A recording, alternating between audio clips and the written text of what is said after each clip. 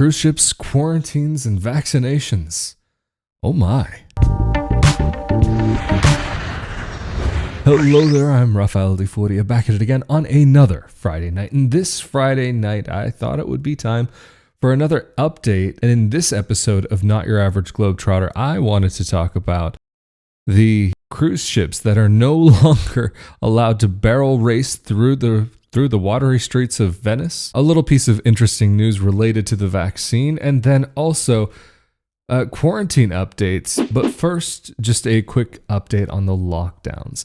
I will be referring to some notes over on the side over just here. So if you do see me looking off, that's why. This is unlike last week when I was talking about, don't quote me on this one. This week, you could probably quote me on at least some of what I'm going to go over. But over in Sardinia, as maybe some of you already know, they were a white zone up until quite recently, but they had changed. They were no longer a white zone, like this bastion of hope, an area where things were really looking up.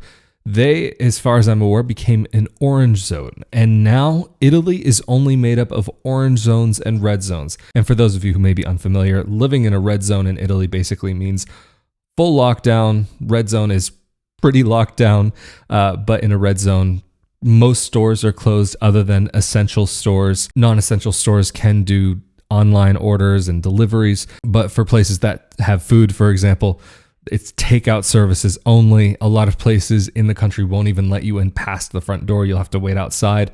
It depends on the type of store and what it is, but basically we are in lockdown. And just one other quick little thing to add is that when you are living in a red zone, you do have to have a self-certification form if you would like to go out of your home.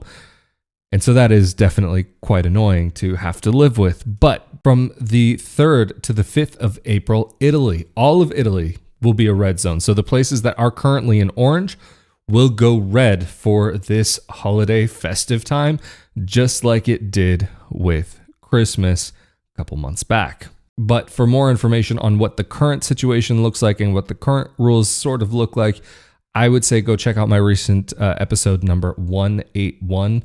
181, because there'll be some more information about what things are looking like here in regards to some of those rules. But the only major update that has really changed since then is that the country will be in lockdown through the end of April, but in the new decree that they have put out, they are allowing for a reassessment in mid-April, of course, contingent on the current situation of the time. So basically, things are a mess until likely at least the middle of April, but possibly through the end of April.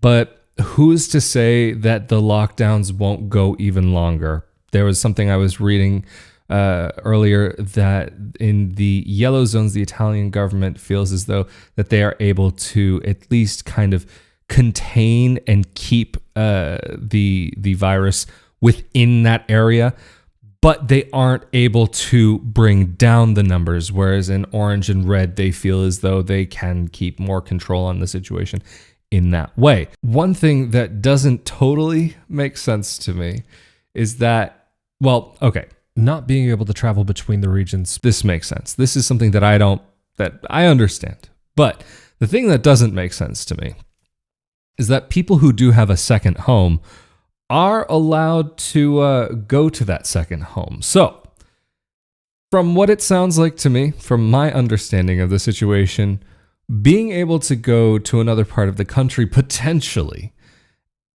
is almost based on your personal financial situation and how many homes you have. Alrighty then, I'm going to leave it there. I'm not going to dive into that one too much. You can take from that whatever you want. But I definitely find that particular point quite interesting. But before we get into the subject of what's going on in Venice, there's two more topics that I do want to talk about that are COVID and current situation related for this moment right now. The first little update that I do find interesting is that vaccinations will be required for healthcare personnel and pharmacists. So that's anybody, say a doctor, a nurse, a pharmacist, social and health workers. And this also includes administrative workers. But the other thing that not only is there this requirement for those people working in those fields to have the vaccination. But any individuals who refuse will have their salary suspended for, as it was put by them, a time appropriate to the progress of the pandemic. The sanction would be lifted when a mass immunization is achieved or there is a significant decline in the spread of the virus, and the suspension will last until December 31st of this year at the latest. So if an individual decides that they are not going to take it, then that's it. If they are in that health field, they will not be earning a living wage. But just before moving on to this next portion, I just do want to say a quick thank you to those of you who help to make content like this possible, to the patrons who help on a monthly basis through rafaeldefuria.com/Patreon or patreon.com/rafaeldefuria. Thank you all so much for helping to make this content possible. It is truly appreciated that you help this project to be able to move forward. So really, thank you all so very much. Just to quickly move on, travel. Through April 6th, just on this quick subject here, there is an ordinance in place that says that all who have stayed or gone through one or more of the other EU countries in the 14 days prior to arriving in Italy will have to undergo health surveillance and a 5-day quarantine period. But look, I ain't no doctor here, but a 5-day quarantine doesn't make sense to me. A 14, okay, fine. This makes sense to me, but 5 days. Couldn't a person still be walking around asymptomatic after 5 days? Isn't that still within the realm of possibility of putting the people here in this country at risk? Like I said, mama didn't raise no doctor, but a 5-day quarantine, that can't help but make me think, maybe why have a quarantine period at all? On to the main story of this episode, the situation in Venice, the big monstrosities working their way through the waterways of our little beautiful gem on the lagoon. Venice, Italy. This is something that has been in the news for years. Even walking around Venice, you'll see plenty of signs that say, no large ships, no big boats. And really, they are such an eyesore. When you are walking around, you feel like you're just in this little place, this little wonderful town on the water. And you've got that village feel. It doesn't feel like a city. But then all of a sudden you look down an alleyway, there's this giant monstrosity dwarfing everything around you, just absolutely towering above everything. And not to mention the danger that it has put the city into of being destroyed or having major damage actually take place, because the boats go through this little small waterway, or not tiny, but it's not quite big enough that it's really appropriate for these boats to come by. And if you look online, there are plenty of videos where you can see when the boats have maybe even crashed into another local boat, a smaller boat, or even have caused damage to the docks in Venice. Or there have been some really close calls to actually damaging some of the major sites that you see. Some of the beautiful architecture of the city has come at risk during bad weather. It just doesn't make sense to have these big giant boats coming there. For example, even erosion is a major problem that Venice just deals with, because for those of you who don't know, Venice is a city that is currently sinking. It's been constantly sinking since day one. And the erosion that these boats contribute to, that these giant ships help to really make that process go even faster. Because Venice, those cobblestone streets that you're walking on, many of them are not on like land. There are islands there. There is land there. But a lot of the city is built on these wooden piles. And actually, because the wood has absorbed so much sediment over the years, the wood has become very strong, and it's not too far off from rock. It's very strong, very durable. But if you look at some place like Piazza San Marco, St. Mark's Square, you'll notice that the square doesn't start filling up from the water side of the square, like where it's open up to the lagoon, but it starts filling up actually from the center of the square because the water comes up underneath the square and fills it up there first, and then the water comes up over afterwards. So what you're walking on, there's sometimes like really very little actually underneath you other than these petrified pieces of wood that are underneath the water holding the city up. I mean, the technology, just how it's been built, is astonishing what they've been able to do, or what they were able to do so long ago, and that it has been standing for so long. It's really a marvel of engineering. It's extremely impressive. But again, these giant ships coming through start stirring up the dirt and just making the situation of the sinking city even worse. It is causing major problems. But finally, it seems as though the Italian cabinet has come to actually make a difference and put a stop to this, at least in some way, so that they're not going through the historic city of Venice itself, and they're diverting them to the mainland over near Mestre, Venezia Mestre, from what I was able to understand, over to the Port Marghera. And that I wasn't able to confirm, but it seems as though temporarily they will be setting up something over there so that tourists would be able to come in. But something to consider also is that for the time being, for the past year or so, there really haven't been any tourists that have been coming to Italy anyway, at least from outside. And the amount of the cruise ships that can actually get there has been very minimal, if non-existent at all, because of the current restrictions that we've been living under. This is just a reality of the situation. So the city has definitely been suffering because it's so reliant on tourists, and actually it can't help but for me to be led to wonder what the situation will be for some of the local stores once cruise ships can actually come back to the city.